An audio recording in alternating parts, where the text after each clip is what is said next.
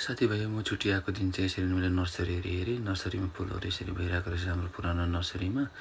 त्यहाँदेखि चाहिँ फेरि म यहाँ सानो क्युटी बच्चा रहेछ यसमा एकछिन खेलेँ। एकछिन खेलेर फेरि त्यहाँदेखि बिहानखेरि हामी नानीहरू लिएर खोलातिर घुम्न गयौँ। खोलामा जाँदै गर्दा चाहिँ यसरी नानीहरू बाटोमा पानी खेल्दै मजा गरी इन्जोय गर्दै हिँडिरहेको तिनीहरू पानी खेल्दै।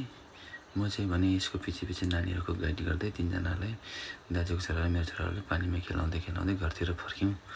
घरतिर फर्किँदै आउँदा फेरि म घर जानुपर्ने आफ्नो रिसाप फर्किनुपर्ने।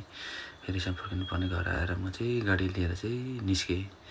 गाडी लिएर निस्केर म मेरो बुढी र नानी बाटोमा गीतहरू सुन्दै इन्जोय गर्दै आयौँ। तिनजना गफ गर्दै रिसाप पुग्नुपर्ने त्यो चाँडै।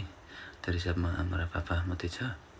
आमा र पापालाई भेट्नु लागि हामी आउँदा त आमा र पापा त अलैँची टिप्दो रहेछ। अलैँची टिपेर छोडाउनु थालिसकेछ। अलैँची छोडाउँदाखेरि मेरो छोरा पनि खुब हेल्प गर्दै थियो कोपा र कोकोलाई। यो अलैँची हेर्दा मात्रै यस्तो एकदम मिहिनेत गर्नुपर्छ, धेरै मिहिनेत छ यसमा।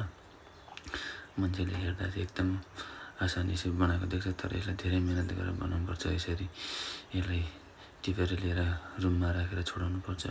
छोडाएर यसलाई फेरि यसको एकदम सुकाउनुपर्छ। यसलाई सुकाउनु लाग्दा धेरै मिहिनेत पर्छ।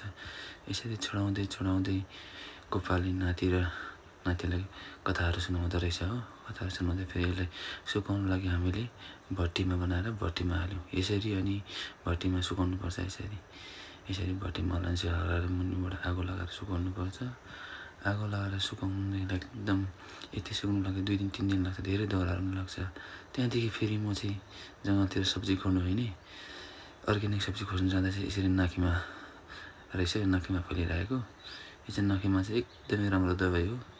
यो चाहिँ प्रेसरको सुगरको लागि चाहिँ एकदमै राम्रो दबाई हो। यो चाहिँ एकदम अर्ग्यानिक दबाई हो। यो खायो भने धेरैवटा बिमारीहरू जाती हुन्छ। यो चाहिँ खालि लेकमा मात्रै हुन्छ है साथी हो।